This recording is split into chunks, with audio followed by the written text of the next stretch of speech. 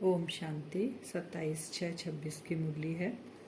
बाबा कहते हैं, मीठे बच्चे, याद से आत्मा का किचड़ा निकालते जाओ। आत्मा जब बिल्कुल पावन बने तब घर चल सके। घर जाने के लिए क्या करना पड़ेगा? बाबा ने कहा आत्मा में जो किचड़ा है, क्योंकि आत्मा पावन आई थी तो पावन बनकर ही उसको जाना पड़ेगा, और इसका तरीका याद है। प्रश्न है, इस अंतिम जन्म में बाप के किस डायरेक्शन को पालन करने में ही बच्चों का कल्याण है? उत्तर में बाबा कहते हैं, मीठे बच्चे, इस अंतिम जन्म में बाप से पूरा वर्षा ले लो। बुद्धि को बाहर में भटकाओ मत, विष को छोड़ अमृत पियो। इस अंतिम जन्म में ही तुम्हें 63 जन्मों की आदत मिटानी है, इसलिए रात दिन मेहनत कर देही अभिमानी बनो। बाबा ने क्या कहा? सबसे पहले तो अंतिम जन्म में हमको, ये अंतिम जन्म है, इसके बाद हमारा जन्म होगा, बाबा कहते हैं, नई दुनिया में, सतयुग में, क्योंकि इसके आने वाली दुनिया सतयुग है। तो उसके लिए सबसे पहले बुद्धि को जो बाहर भटक रही है ना, जो 5 विकारों में बुद्धि भटक रही है, बंधनों में बुद्धि भटक रही है, वैभव में बुद्धि भटक रही है, तो बाबा करे वहां से निकालो, क्योंकि 63 जन्म की आदत पड़ी हुई द्वापर युग से हमको बुद्धि को भटकाने की। और देह, बाबा कहते हैं रात दिन मेहनत करनी है, देही अभिमानी बनो, क्योंकि मेहनत कितनी है, ये अभी जो हम मेहनत करेंगे ये 21 जन्म की प्रारब्ध पूंजी हमारी जमा होगी। ओम शांति। शांति धाम विश्रामपुरी है। इस दुनिया से सब थके हुए हैं, चाहते हैं कि अपने सुखधाम में जाए। यह दुनिया अच्छी नहीं लगती। स्वर्ग को देखते हैं तो नर्क से दिल कैसे लगे? कहते हैं बाबा जल्दी करो, इस दुख धाम से ले चलो। बाबा कहते हैं, सब क्या कहते हैं कि बाबा हमको यहाँ से ले चलो, ये दुख धाम है, तो यहाँ और मन नहीं टिकता है। बाप भी समझाते हैं यह तो छिछी दुनिया है, इनका नाम ही है डेविल वर्ल्ड, नर्क। यह कोई अच्छा अक्षर है क्या? कहाँ डीटी वर्ल्ड, कहाँ डेविल वर्ल्ड, कहाँ देवी देवताओं का दुनिया और कहाँ असुरी दुनिया, रावण की दुनिया। तो यहाँ सब दुखी शांत है। बाबा को बुलाते हैं। इस डेविल वर्ल्ड से सब तंग हो गए हैं, परंतु वापस कोई जा नहीं सकते। बाबा कहते हैं तमो प्रधानता की खाद पड़ी हुई है, वह खाद आत्मा से निकले, उसके लिए पुरुषार्थ कर रहे हैं। अब आत्मा में खाद पड़ने में तो 63 जन्म लग गए, अब निकाले कैसे? उसको निकालने में एक जन्म, इसी जन्म में हमको निकालना है, तो थोड़ी मेहनत लगती है, लेकिन बाबा की याद से हम उस खाद को निकाल सकते हैं। तो जो अच्छे पुरुषार्थी, बाबा कहते हैं, उनकी अवस्था पिछाड़ी में अच्छी हो जाएगी, यह पुरानी दुनिया खलास हो जाएगी। अब तो बाकी थोड़े रोज है और कितना समय है, हम चारों तरफ देख भी रहे हैं।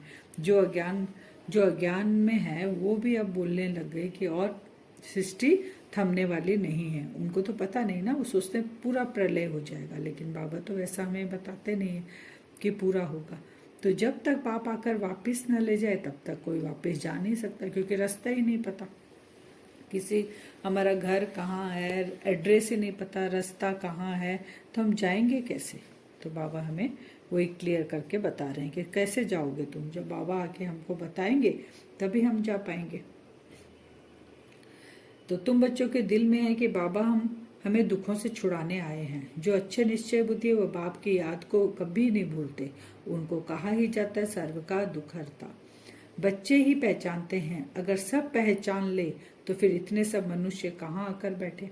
बाबा कहते हैं, बाबा को दुख हरता सुख करता कहते हैं। बाबा को पहचानेंगे सभी नहीं, अगर सारी आत्माएं पहचान ले, बाबा बोलते, तो आके बैठेंगे कहाँ? क्योंकि स्वर्ग में भी लिमिट है, त्रेता तक भी लिमिट है आत्माओं की, उतनी ही जा सकती है। तो जो श्रीमत पर चलते वही ऊंच पद पा सकते हैं। बाबा तो श्रीमत देते हैं, तो जो श्रीमत पे बाबा के चले तो वह तो ठीक है, सजाए खाकर भी शांति धाम अथवा पावन दुनिया में जाएंगे, परंतु उच्च पद पाने के लिए तो पुरुषार्थ करना पड़े ना। दूसरा, पावन बनने बगैर पावन दुनिया में कोई जा न सके। यह जो कहते हैं फलाना ज्योति ज्योत समाया वापिस गया, यह हो नहीं सकता। बाबा ने क्या कहा क्लियर करके कि जो हम सुनते हैं कि ज्योति ज्योत समाया, माने आत्मा जब शरीर से निकल गई तो उसका अस्तित्व खत्म हो गया। ज्योति ज्योत समाने का मतलब आत्मा और पार्ट में नहीं आएगी, लेकिन बाबा कहते हैं ऐसा कुछ भी नहीं है, ज्योति ज्योत नहीं समाई। नहीं समाते हैं, क्योंकि आत्मा अविनाशी है। फिर बाबा कहते हैं कि जो पहले पहले सृष्टि पर आए हैं लक्ष्मी नारायण, वह भी वापस जा नहीं सकते, तो और कोई कैसे जा सकते हैं? अब सतयुग में स्टार्टिंग में जो लक्ष्मी नारायण का राज्य था वो आए हैं, बाबा कहते वो ही नहीं वापस गए, वही अभी जन्म मरण के चक्र में सतयुग त्रेता पार किया, द्वापर किया, कलयुग किया, वही आत्मा, लेकिन अलग अलग नाम, अलग अलग संबंध, सब कुछ अलग है उनका। आत्मा वही है। पाठ करते करते बाबा बोलते वही अभी तमो प्रधान बन गए, वही नहीं गई तो बाकी फिर कैसे जाएंगे?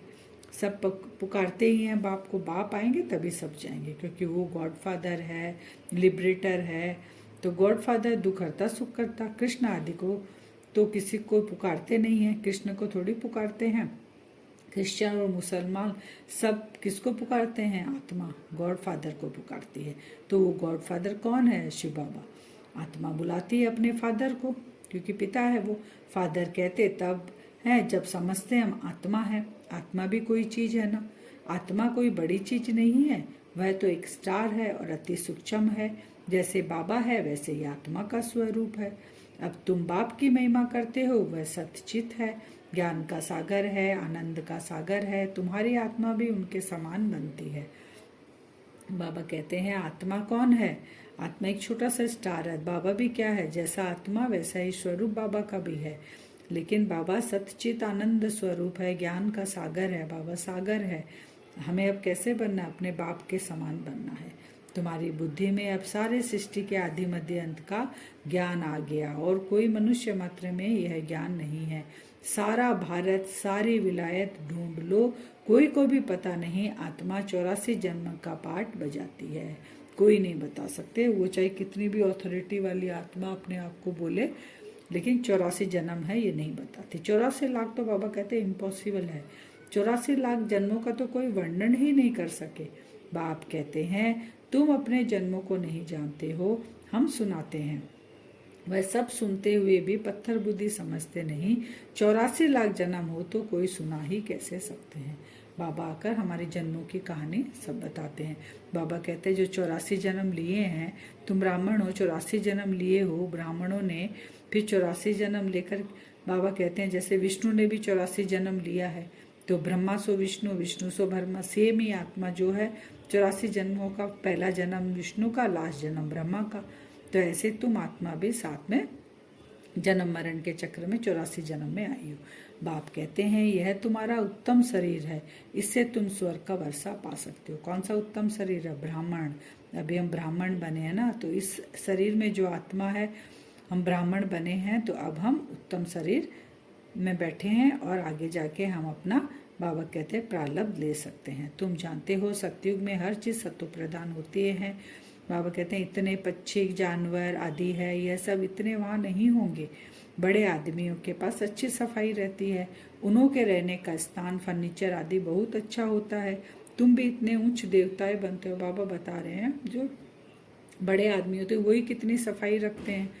तो हमारे लिए बाबा कह रहे तुम तो इतने ऊंच देवी देवता बन रहे हो, तो वहाँ पर ये मच्छर, गंदगी करने वाले, बीमारी करने वाले कोई भी वहाँ नहीं होंगे।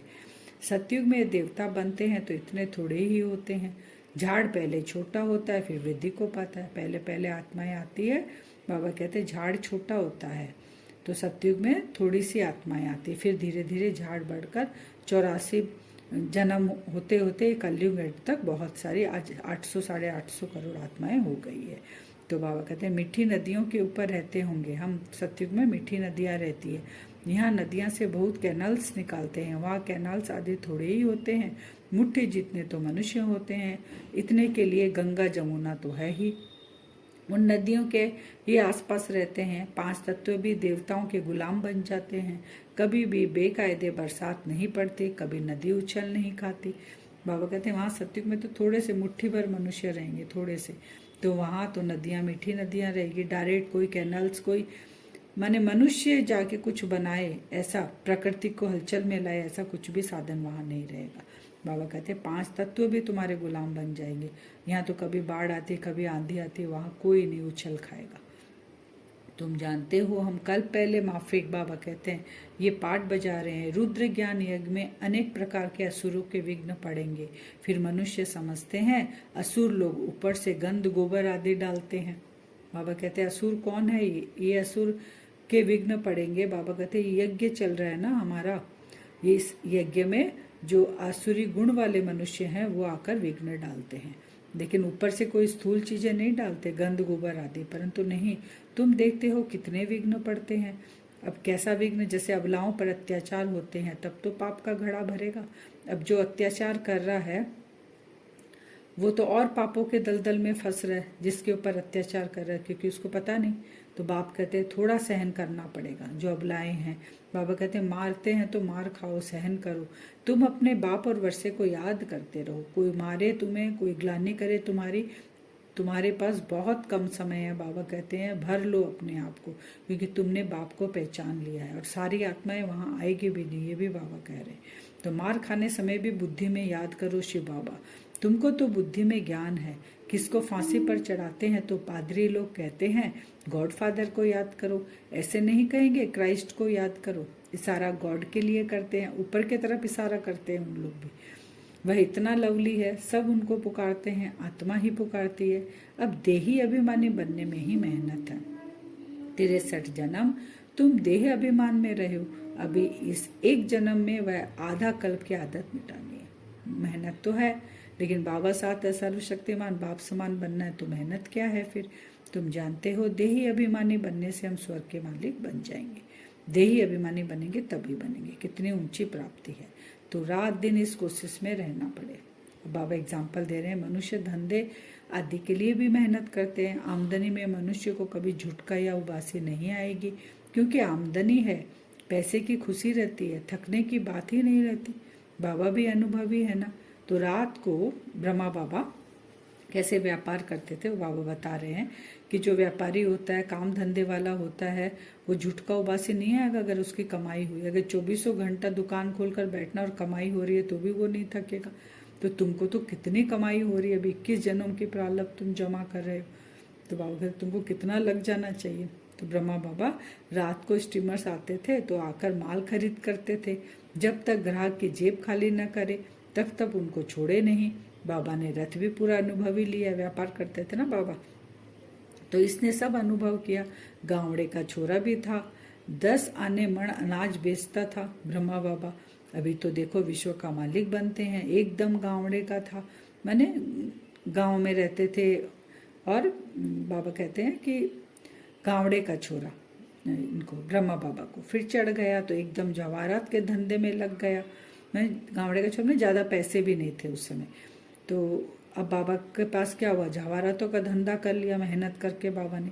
बस जवाहरात की बात यह फिर है सच्चे जवाहरात। बाबा कहते वो तो बाबा ने झट करके छोड़ दिया जब पता चल गया कि शिव बाबा उनके द्वारा नई दुनिया की स्थापना का कार्य कराना चाह रहे। जब ये निश्चय हुआ तो उन्होंने धक से अपना व्यापार छोड़ दिया।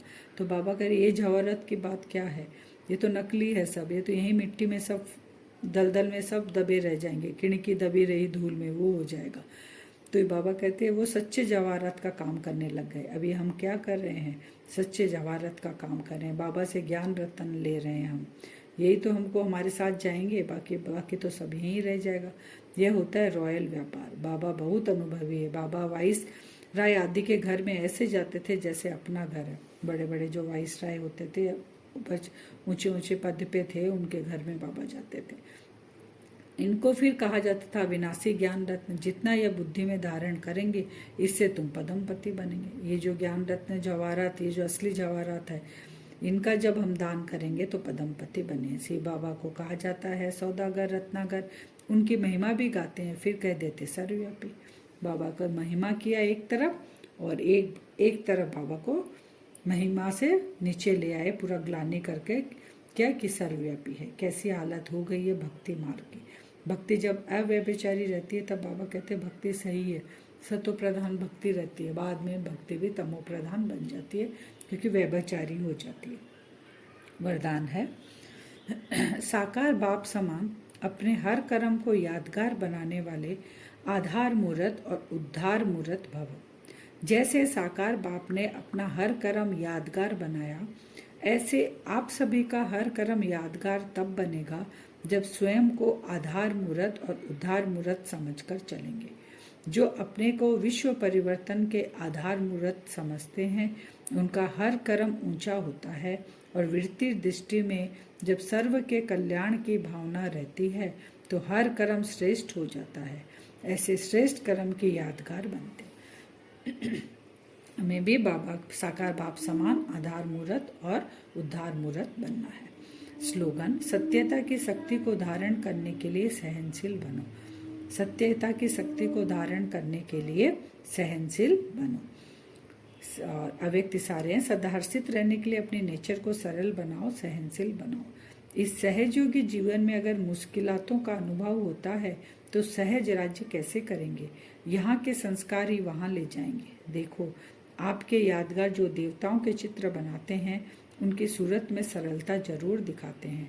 तो जो जितना सहज पुरुषार्थी होगा वह मनसा में भी सरल, वाचा में भी सरल, कर्म में भी सरल होगा, उसको ही फरिश्ता कहते हैं।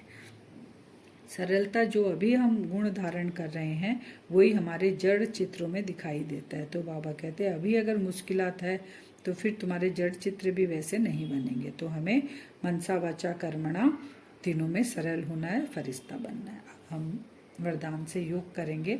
साकार बाप समान हमें बनना है। अपने आप को देखेंगे भ्रकुटी सिंहासन पर। मैं आत्मा चमक रही हूँ।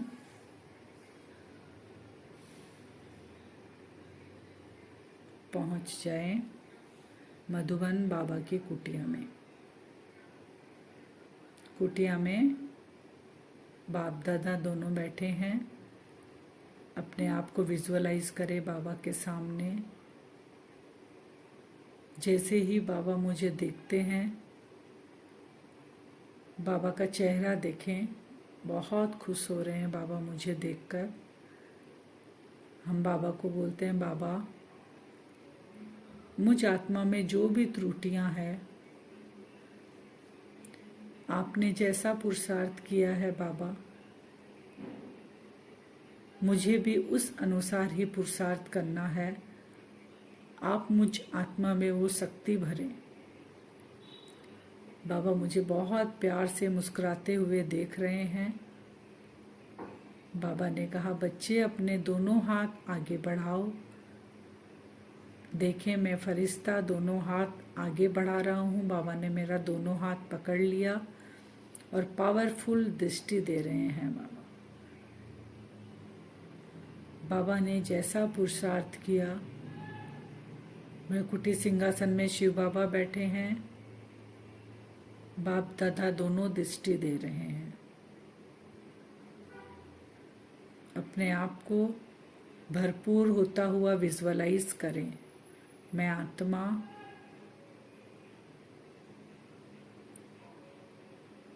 अपने आप को आधार मूर्त और उद्धार मूर्त स्थिति में अनुभव कर रही हूँ। विश्व कल्याण की जिम्मेवारी जैसे बाप दादा की है वैसे मुझ आत्मा की भी है। मैं बाप दादा का बच्चा हूँ।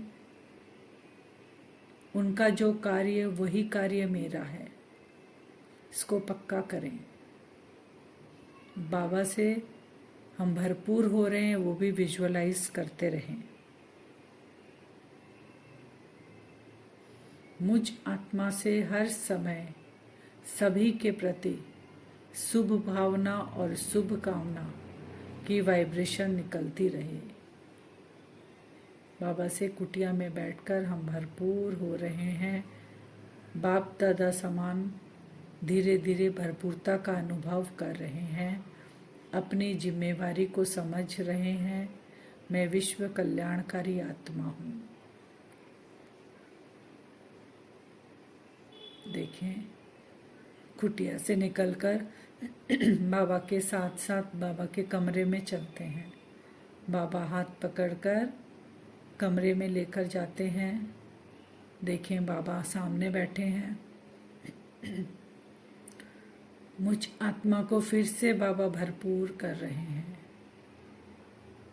मेरी त्रुटियां सारी खत्म हो रही है। बस एक ही लक्ष्य, सभी आत्माओं पर कल्याण करना। बाबा के दोनों हाथों से वो एनर्जी मेरे अंदर ट्रांसफ़र हो रही है। विजुअलाइज करें बाबा के कमरे में बैठे हैं, बाप दादा के सामने। कुछ क्षण भरपूरता का अनुभव करें। बाबा ने जो जिम्मेवारी दी है, आधार मूर्त, उद्धार मूर्त, उस स्थिति में स्थित होकर सभी आत्माओं को आत्मिक दृष्टि से विजुअलाइज करें कि सभी सृष्टि में जितनी भी आत्माएं हैं सब बाबा के बच्चे हैं। ये वाइब्रेशन फैलाते हुए बाप दादा हाथ पकड़कर शांति स्तंभ पर ले गए। विजुअलाइज करें शांति स्तंभ पर बाबा खड़े हैं और हम भी सामने खड़े हैं बाबा के, हाथ पकड़ा हुआ है। बाबा पावरफुल दृष्टि दे रहे हैं। पुराना सब कुछ स्वाह हो रहा है। मेरा नया जीवन फॉलो फादर करते हुए बाप दादा से भरपूर हो रहे हैं।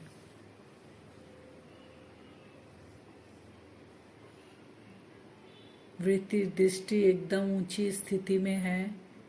सबका कल्याण हो। बाबा की प्रत्यक्षता हो।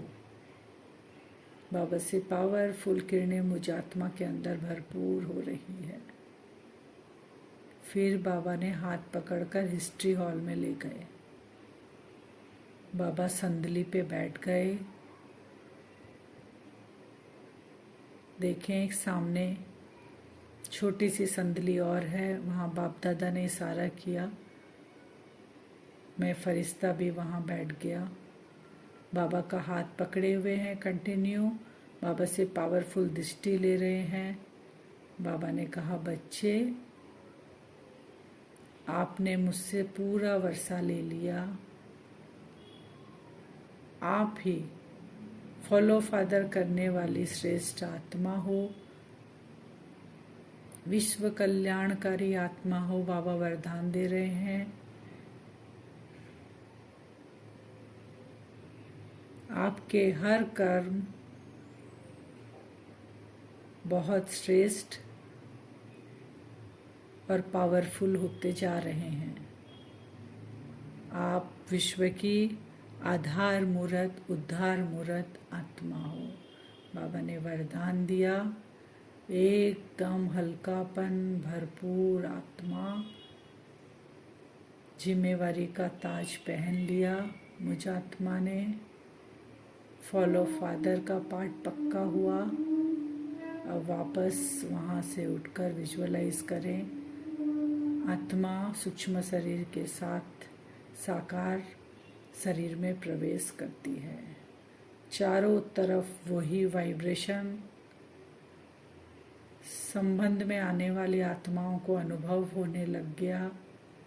ये कल्याणकारी आत्माएं हैं। इनकी एक दृष्टि से हमारे सारे कार्य सफल हो रहे हैं, ऐसा अनुभव कर रही हैं आत्माएं। ऐसा हम आज बार बार करेंगे। चारों धाम में बैठेंगे, बाबा से भरपूर होकर फिर अपने कार्य व्यवहार में आएंगे। ओम शांति।